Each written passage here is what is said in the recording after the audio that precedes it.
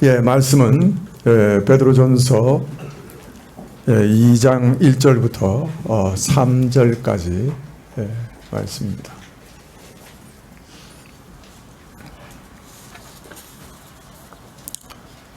베드로전서 2장 1절부터 3절까지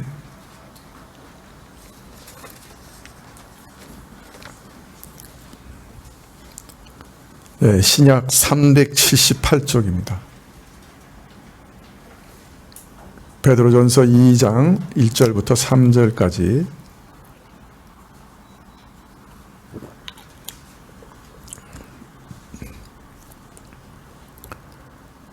찾으신 줄 알고 봉독해 드리겠습니다.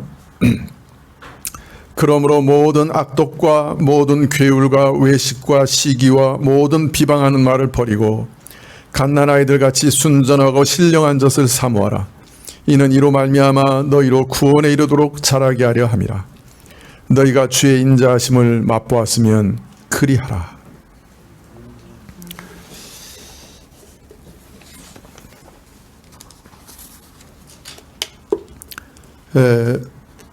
베드로 사도가 나그네 된 신자들이 이 땅에서 힘써야 할 일들을 세 가지 명령으로 주셨습니다. 첫 번째는 모든 행실에서 거룩하라. 두 번째는 피차 뜨겁게 사랑하라.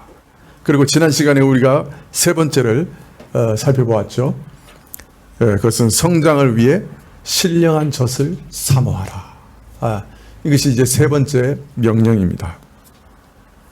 자, 왜 성장을 위해 신령한 젖을 사모해야 되는가?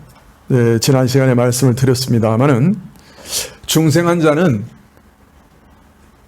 처음 믿을 때 영적으로 성숙한 성인으로 시작하는 것이 아니라 마치 영적으로 갓난아이와 같은 상태로 시작하기 때문에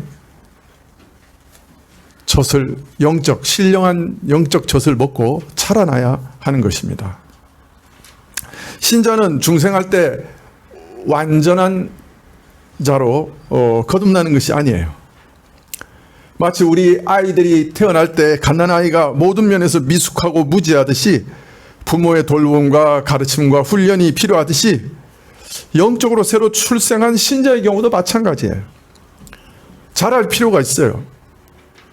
겸손하게 어른의 가르침과 성숙한 자의 가르침과 돌봄을 필요로 하는 거예요. 이런 과정을 거쳐서 점점 자라서 온전해지는 것입니다. 어떤 분들은 처음 믿을 때 그 구원의 은혜가 너무나 특별하고 너무나 강하기 때문에 이 은혜가 너무 새롭고 놀라워서 이제는 마치 자기가 다 된 사람처럼 여길 때가 있습니다. 장성한처럼 온전한 사람처럼 생각하고 행동하는 사람들이 있습니다. 자기가 경험한 은혜가 너무 커서 그렇죠. 사실은 갓난아이에게 불과한데 자신이 그저 핏덩이에 불과한데 그걸 몰라요. 왜요? 자기가 갓난아기니까. 한번 생각해 보세요. 그죠? 갓난아기는 자기가 갓난아기인지도 몰라요. 자신이 아직도 그렇게 미숙하고 아직도 그렇게 불안한 상태인지를 모르는 거예요. 그래서 사실 내가 참 이런 큰 은혜를 얻었다. 많이 얻었다. 그래서 난 참 꽤 그 하나님 앞에서 성장한 사람이야. 사실 이거 더 이상 배울 것도 없고 오히려 내가 이제 다른 사람들을 판단하고 이제 가르쳐야 돼. 미안하지만 그런 생각이 들면 그 사람은 누구예요? 예? 예? 아직 갓난쟁이에요. 미안하지만. 제가 신학교 다닐 때 이랬어요. 제가 그 은혜를 많이 받아서 이제 신학교 갔잖아요. 그 신학도 배우고 그러면서 그냥 겸손해지는 게 아니라 다른 사람들을 막 판단하고 저 사람은 이래서 틀렸고 저 사람은 저래서 틀렸고 그런 거예요. 그래서 제가 이 교회 처음에 담임 목사라 와서 설교할 때 얼마나 다른 사람 비판 많이 했어요. 요사도 잘하지만. 그죠? 이거 막 재단하고 자르고 그죠? 근데 그게 사실은 어린아이의 모습이에요. 근데 자기가 어린아이이기 때문에 어린아이인지도 모르는 거죠. 자기가 막 장성한 사람으로 착각한 거죠. 그래서 자기는 다 모든 사람을 폄하할 수 있고 판단할 수 있고, 그래서 막 정죄도 하고 비판도 하고, 자기는 아주 높은 곳에 앉아가지고 탁 내려다보죠. 근데 문제는 그게 어린아이이기 때문에 그렇게 하는 거죠. 그러나 은혜를 받아가면서 시간이 지나면 깨닫게 돼요. 아, 내가 어린아이에 불과한 것이구나. 깨닫게 되죠. 처음 은혜를 받고 그냥 모든 것이 완벽해지면 얼마나 좋겠어요. 그러나 금방 확인하게 되는 것은 뭔가 분명 은혜를 받고 새롭게 시작했지만 이거 뭔가 불안하고 온전치 못하다는 거예요. 아직 버릴 것이 많아요. 그래서 신자가 성숙한 자로 온전해지기 위해서는 먼저 버려야 할 것이 있다고 말합니다. 뭘 버리라고 말씀하세요? 옛사람의 모든 악독한 성품, 모든 괴율, 즉 속임수, 외식과 시기, 모든 비방하는 말, 이거 다 버리라는 거예요. 젖먹이 같은 신자는 아직 연약하고 미숙하고 엄벙덤벙 실수도 하고 넘어지기 잘합니다. 금방 은혜를 받아서 사람을 향해서 천사처럼 대해놓고, 사랑으로 대해놓고, 돌아서자마자 다른 사람을 향해서는 마귀처럼 대합니다. 화를 내고. 조변석계가 아니에요. 분초 단위로 바뀌어요.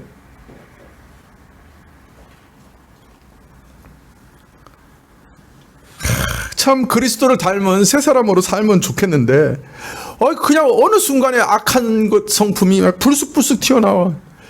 그리고 다른 사람을 간교하게 속이기도 하고요. 겉으로만 선을 꾸미기도 하고요. 다른 사람 잘 되는 걸 시기하고, 그래서 심지어 어느 순간에 다른 사람에 대한 비방이 나도 모르게 막 쏟아져 나와요. 어릴 때 감정 기복이 심한 것 같이 영적으로 유학이라 안정이 되지 못해요. 들쑥날쑥해요. 그냥 그 그래프를 그리면 막 이래요. 그냥 올라갔다가 내려갔다가 올라갔다가 내려갔다.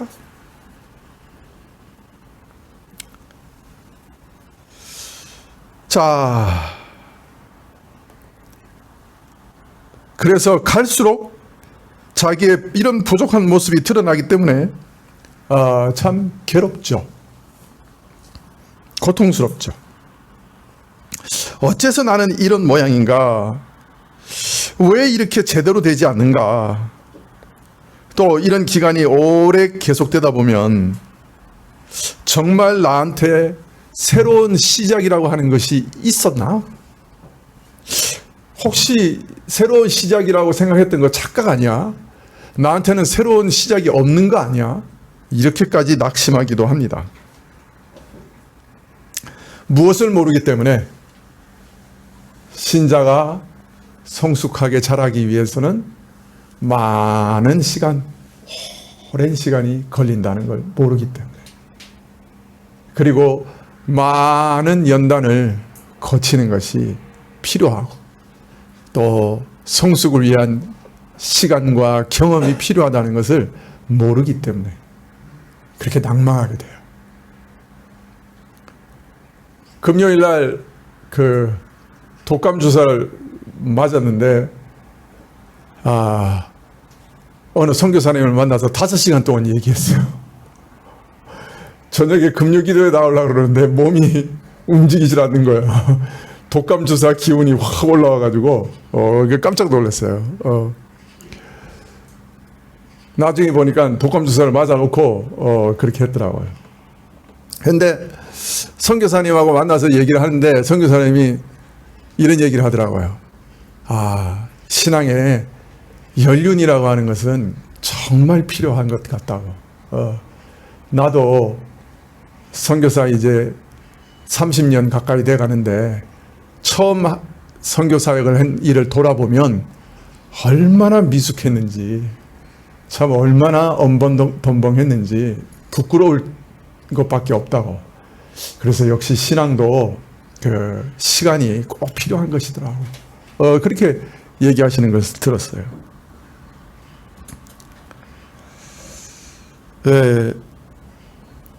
그러나 이 말은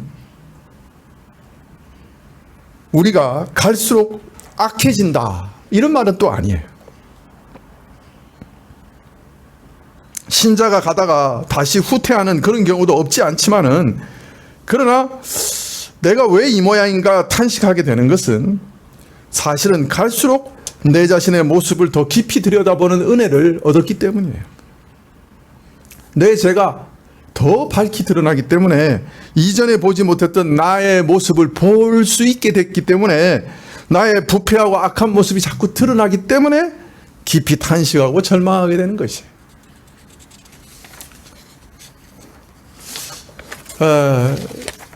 그런데 우리가 이런 연단의 과정이 반드시 필요한 것을 잘 이해 못하면 그 다음에 또 취하는 방식은 뭐냐면 어디 가서 은혜 받아서 확 뒤집어 보려고 하는 거예요.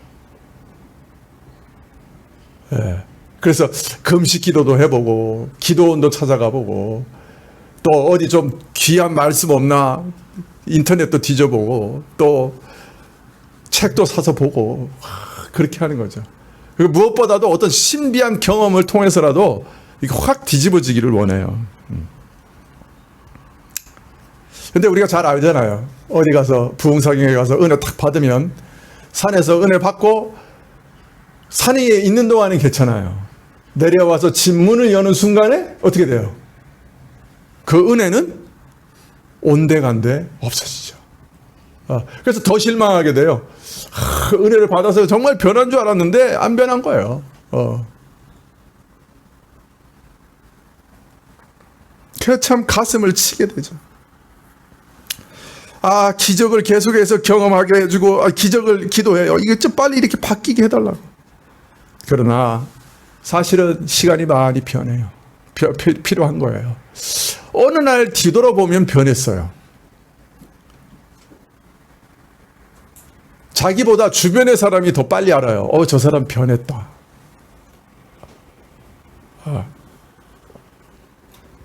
그러나 오랜 시간이 걸리는 것이에요. 이처럼 신자는 믿는 그 순간에 완전해지는 것이 아니라 믿는 순간은 시작과 출발점에 불과해요.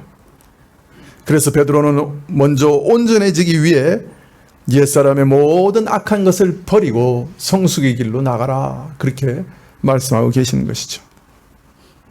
자, 그런데 성숙하기 위해서는 먼저 버려야 될 것이 있다. 이런 것, 악독, 모든 괴율, 외식, 시기 다 버리라, 이렇게 하고 그 다음에 성숙하기 위해서는 사모할 것이 있다, 이렇게 얘기해요. 베드로전서 2장 2절에 갓난 아이들 같이 순전하고 신령한 젖을 사모하라. 이는 이로 말미암아 너희로 구원에 이르도록 자라게 하려 함이라. 자, 육신의 부모에게 태어난 아기가 엄마 젖을 먹고 자라지요. 영적으로 출생한 새 생명도 무엇을 먹고 자라야 돼요? 뭘 먹고 자라느냐? 젖을 먹고 자라요. 근데 그 젖이 무슨 젖이냐? 신령한 젖이에요. 새 생명엔 신령한 말씀과 성령의 역사로 말미암아 태어난 생명이에요. 말씀과 성령의 역사로 중생했어요. 이런 생명이 자라기 위해서는 신령한 양식이 필요해요. 그것이 뭐냐? 하나님이 주시는 말씀이 신령한 양식이죠. 자, 그런데 신령한 젖을 사모하라고 한 말씀에 한 가지 조건을 더 붙였어요. 뭐예요? 신령한 양식을 사모하되 뭘 사모하라고요? 순전하고 신령한 양식을 사모하라. 순전한 걸 사모하라.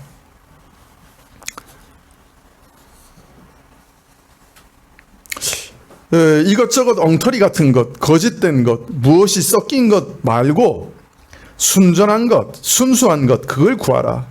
거짓되고 간교한 속임수가 섞인 것이 아니라 순전하며 거짓 없고 참되고 순수한 영적 양식을 구하라, 이렇게 말합니다.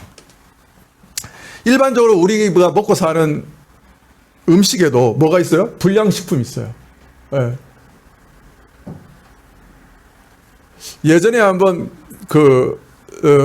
호주에 간 적이 있었는데, 3주 동안 이렇게 강의하러, 거기서 내가 한 가지 재밌는 얘기 들었는데, 그 당시에 무슨 사건이 있어가지고 중국 사람들이 호주에 있는 슈퍼에 가가지고 분유를 통째로 다 사간 거예요. 한 사람이 30개, 40개씩 사가지고 호주 사람들이 분유가 없어. 호주 사람이 대란이 났어. 분유로. 그런 사건 있었잖아요. 분유 먹고 애들이 뭐 이렇게 머리가 커지고 막 그런 난리가 났어요. 그 이후에 좀 시간이 떨어졌는데도 하여튼 관광객이 오면 호주에 있는 분유는 싹쓸이 해가는 거예요. 그래가지고 나중에 법을 제정했어요. 1인당 몇 개 이상 못 사도록. 하도 그냥 싹쓸이를 해가니까. 이처럼 이 세상 음식에도 불량식품이 있어요. 근데 이 불량식품이 또 색깔도 좋고 빛깔도 좋아요. 그러나 독이 섞여 있을 때도 있는 거죠. 그 분유 잘못 먹고 애들이 얼마나 많이 상했어요. 자, 그런데 오늘 순전한 것을 사모하라는 말씀은 역으로 암시하시는 것은 신령한 영적 양식에도 이런 가짜, 이런 불량식품이 있을 수 있다는 거예요. 아이 키우는 어머니가 또 언제 놀라고 기겁을 합니까? 아이가 위험한 물건을 가지고 노는 걸 보고 위험한 곳에 가면 기절할 정도로 놀랍니다. 그래서 지난번에 어느 집에 신방을 갔는데 보니까 모든 서랍을 끈으로 다 묶어놨더라고. 아이 있는 집인데 애가 서랍을 자꾸 열어서 끄집어내서 뭔가를 입에다 넣고 뭐 위험한 거 만지고 이러니까 서랍마다 그냥 칭칭칭 감아놨어. 근데 진짜 어머니가 신경을 곤두세는 건 뭐냐면 아이가 혹시 잘못된 거 집어 먹을까 봐. 아이는 무엇이 먹을 건지 무엇을 먹지 말아야 될지 구별할 능력이 없어요. 그래서 무엇이든지 닥치는 대로 손에 잡으면 입속에 넣어요. 장난감도 입에다가 넣고 빨고 동전도 먹고 바둑알도 먹고 심지어는 옷핀도 먹은 놈네 봤어. 가장 위험한 경우는 세제나 극독을 가진 약품을 마시는 거예요. 그죠? 이런 경우는 병원에 달려가서 위세척하고 난리 나죠. 엄마가 놀라는 정도가 아니고 정신이 잃죠. 영적인 일에도 마찬가지예요. 목회자가 가장 염려하고 신경을 쓰는 것이 교인들이 어디 가서 무엇 잘못 먹고 탈나지 않을까? 이게 제일 염려스러워요. 아이들은 항상 호기심이 많아요. 무엇인가 새로운 것만 눈에 띄면 반짝이는 것이 눈이 반짝이는 순간 번개처럼 기어가서 그걸 덮칩니다. 그런데 영적인 것도 마찬가지예요. 갓 낳은 신자일수록 호기심이 대단해요. 뭔가 새롭고 신기한 것에 대해서 호기심이 아주 강합니다. 어떻게 보면 이건 자연스러운 거죠. 이때까지 불신자로 지내다가 예수님을 믿고 경험하게 된 그 은혜 자체가 이전에 전혀 알지 못했던 새로운 것이니까, 신비로운 것이니까, 신비로운 것, 새로운 것에 대한 관심과 호기심을 가질 수밖에 없는 거죠. 그러나 제대로 올바로 그 믿음이 자라가려고 하면 하나님께서 우리에게 베푸시고자 하는 구원의 은혜가 무엇인지, 그 깊이와 넓이가 어떠한지 성경을 통하여 배우고 깨닫는 것이 참 필요해요. 그런데 간절히 기도하면서 이 성경이 내게 열리기를 기도하는 것, 여러분, 그것이 쉽지 않잖아요. 아이들은 반짝이는 바둑알은 집어 먹으려고 해도 이유식 입에다 넣으면 뱉어내고 안 먹으려고 그래요. 그죠? 동의가 그러구만. 에? 뱉는 것도 있어요. 먹는 것도 있고. 그러니까 늘 먹이는 암죽은 안 먹으려고 그러는 거예요. 고개를 도리도리 하고. 그런데 뭔가 반짝이는 거 보면 그냥 입에 집어넣으려고.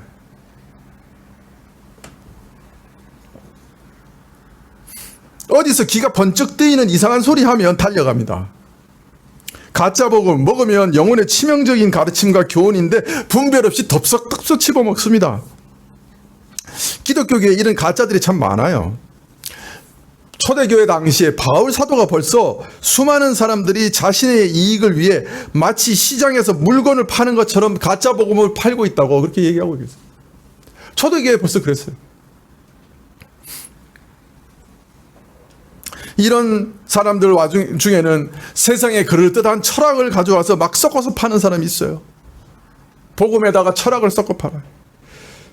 또 심리학이니 뭐 세상에 무슨 그런 학문적인 이론들 막 섞어서 팔아요. 그러니까 들을 때 뭐가 굉장히 그럴듯하게 들리고 뭐 논리적으로 들리고 멋있게 들릴 수도 있는 거죠. 신비주의를 섞어서 파는 경우도 있어요. 그래서 뭐 희한한 능력이 나타났다, 이적과 표적이 나타났다 이렇게 선전하는 것도 많지요. 심지어는 경건한 모습을 가장해서 경건을 팔아먹는 사람들도 있어요. 나 40일 금식 몇 번 했어. 지난번에 어떤 목사님 만났는데 이렇게 명함을 주시더라고. 그래 명함을 딱 받았는데 뒤에 뭐가 빼곡히 적혀 있어. 그래서 이렇게 딱 봤더니 40일 금식기도 3회. 40일 금식기도해서 정말 은혜 받았으면 진짜 하나님 앞에서 겸손해지셔서 절대로 평생 입 다물고 사실 텐데 40일 금식에서 뭔가 하나님과 신령한 교통을 하셨으면 삼층천에 올라가셨으면 아마 바울사도처럼 정말 복음을 변호해야 되는 아주 기가 막힌 상황 아니면 절대로 입을 열지 않으셨을 텐데 그 명함에 딱 여서서 이렇게 딱 인쇄해서 주시더라고요.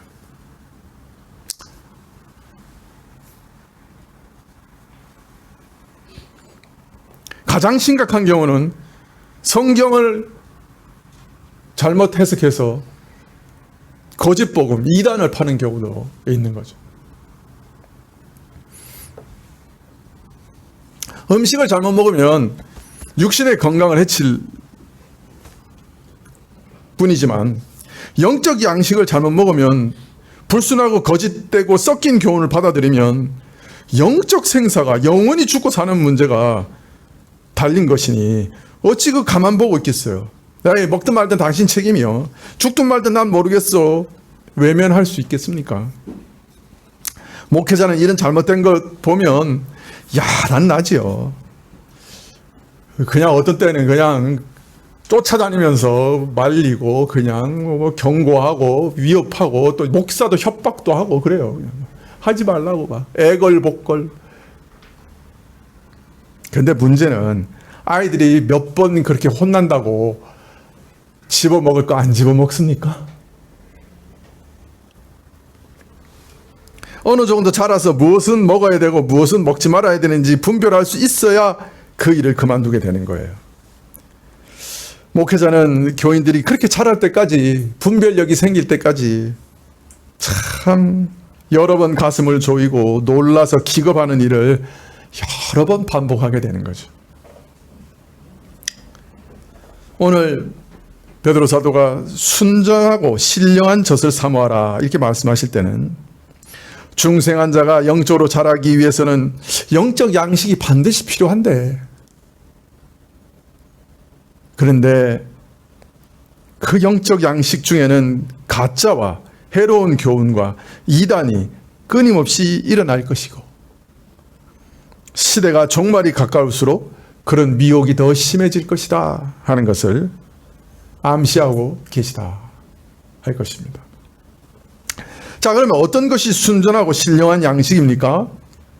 그것은 바로 죽은 영혼을 살려 중생하게 하신 바로 성경 말씀이 그 동일한 하나님 말씀이 성령께서 붙잡아서 내 영혼을 살리신 그 성경 말씀이 순전한 양식이에요. 이 말씀으로 또 이 말씀을 성령께서 우리 심령 가운데 깨닫게 하시고 누리게 하셔서 영적으로 우리는 자라는 거예요. 이것 외에 다른 것이 필요한 것이 아니에요, 여러분. 불을 받았다, 이적을 경험했다, 환상을 봤다 이런다고 성장하는 게 아니에요. 저도 다 해봤어요. 그래서 저 대단한 사람 될 줄 알았어요. 그래서 목회하면서 하나님께 불만이 많았어요. 대단한 사람 될 줄 알았는데 이러냐고. 지금은 포기했어요. 대단하게 되는 게 바로 하나님 닮는 거더라고요. 나중에 보니까. 그래서 세상적으로 대단하게 되는 것은 포기했어요.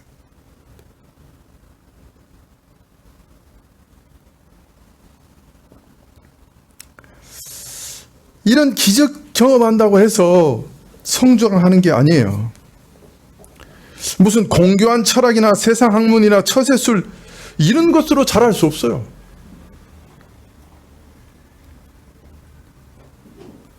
가장 무서운 것은 성경을 여기 조금 저기 조금 가져와서 자기 것으로 재구성해서 가짜 복음을 만드는 이단이에요.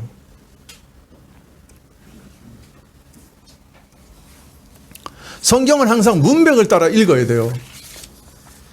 한 서신은 처음부터 끝까지 문맥이 있어요.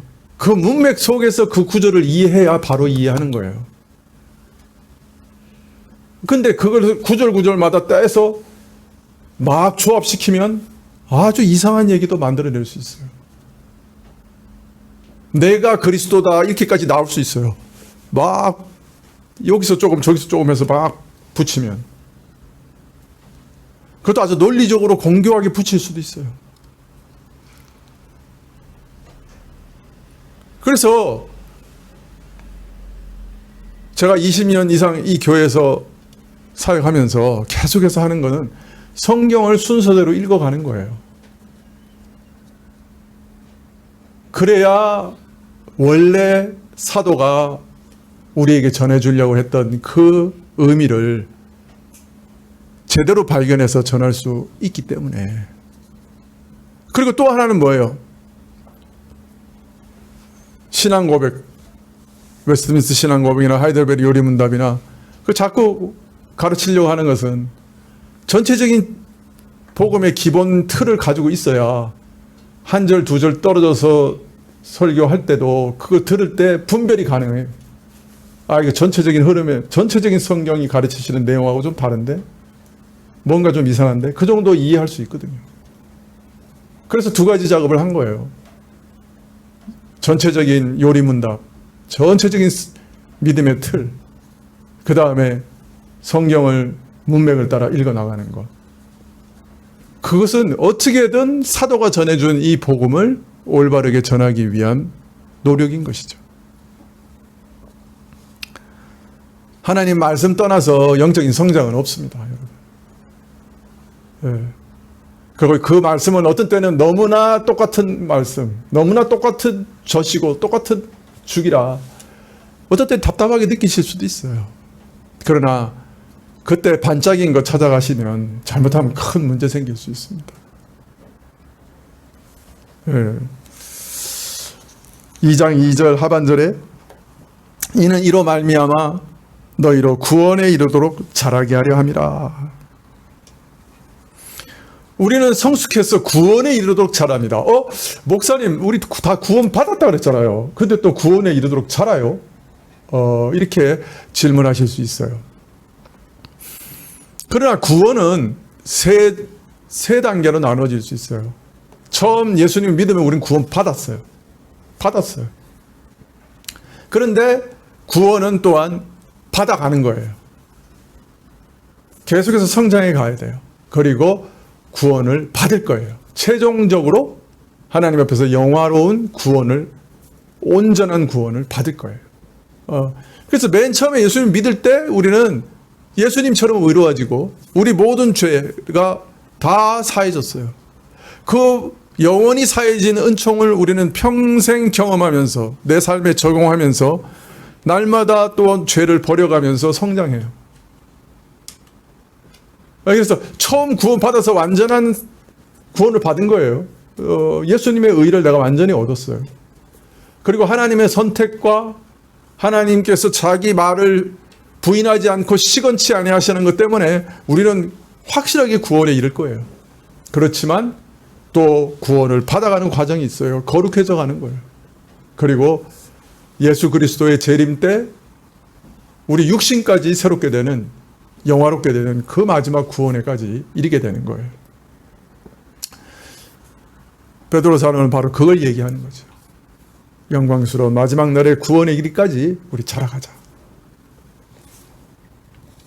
2장 3절에 너희가 주의 인자하심을 맛보았으면 그리하라. 너희가 처음 믿을 때부터 그의 사랑을 맛본 거 아니냐, 그의 은혜를 맛보았지 않냐. 그렇다면 더욱 사모하라. 그 안에서 성장하기를 힘써라. 자, 그런데 베드로전서 2장 3절 말씀은 시편 34편 8절을 약간 변형해서 인용하신 거예요. 시편 34편 8절은 너희는 여호와의 선하심을 맛보아 알지어다. 그에게 피하는 자는 복이 있도다.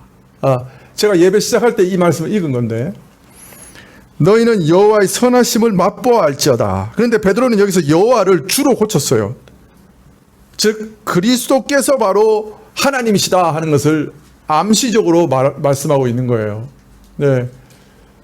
구약에서는 여호와 하나님을 칭했는데 신약 베드로는 이것을 그리스도로 바꾼 거예요. 주로 바꿔버렸어요. 물론 주라고 하는 것이 여호와를 의미할 때도 있어요. 그런데 또 시편 저자가 여호와를 맛보아 알라고 초청하는 데 비해서 베드로 사도는 성도들이 이미 그 선하심을 경험했다는 것을 전제로 하고 있어요. 너희가 이미 경험했잖아, 그러니까 더 경험해, 이렇게 얘기하고 계시는 거죠. 약간씩 차이가 있어요. 다윗이 이 시편을 쓸 때 굉장히 어렵고 고단한 삶 속에 있었어요. 많은 환난 속에 있었어요. 그런데 그 속에서도 여호와의 선하심을 맛보아 알았기 때문에 견딜 수 있었어요. 오늘 이 말씀이 우리에게 적용되죠. 우리는 이미 주의 선하심을 맛보아 알기 때문에 교회 나오고 세례받고 또 신자로서 오늘 예배에 참석해요. 그런데 우리 삶이 그렇게 녹록치 않아요. 그죠? 어려워요. 또 코로나 사태 이후에 더 어려운 것 같아요. 그러나 이런 삶 속에서 다윗은 주의 선하심을 맛보아 가면서 성장해 갔어요. 우리도 그렇게 해야 되겠죠. 어려움 속에서 주의 선하심을 맛보는 거예요. 아무 어려움이 없으면 오히려 선하심이 그렇게 맛있지 않아요. 맛이 좀 이상한 말이지만 어려워서 주의 선하심이 맛있는 거예요. 배고파야 밥맛이 생겨요. 어려운 삶 속에서 주의 은혜가 임할 때 그게 그렇게 달콤한 거예요. 그 맛있어요. 너희가 주의 인자하심을 맛보았으면 더욱 그리하라. 여러분, 우리 삶이 녹록하지 않고 우리 영적인 성장도 그렇게 쉽지 않고 어떤 때는 너무 답답하고 너무 고통스러워요. 그러나 이미 시작하신 분이 하나님이시니 환난이 오고 어려움이 오고 시험이 오고 오래 참아야 되고 낭망도 하고 그런 상황이라도 그 속에서 여호와의 선하심을 맛보아 알아가라고. 그래서 장성한 분량까지 자라가라고 사도는 지금 우리에게 촉구하고 계신 거예요. 다윗이 그렇게 했으니 너희도 그렇게 하라. 그렇게 말씀하고 계십니다. 아이를 키우시는 분들은 알지요. 참 얼마나 어렵습니까? 얼마나 많은 일들 속에서 신음하게 됩니까? 그런데 어느 날 보니까 장성했어요. 어느 날 보니까 결혼 상대자 데려와서 인사시켜요. 어느 날 보니까 손주 안겨줘요. 물론 그때부터 다시 시작이죠. 그런 날이 오잖아요. 그죠? 우리도 말씀 속에서 묵묵히 주의 선하심을 찾아서 인내하며 믿음으로 견뎌나가면 그런 날이 올 줄 믿습니다. 기도하시겠습니다.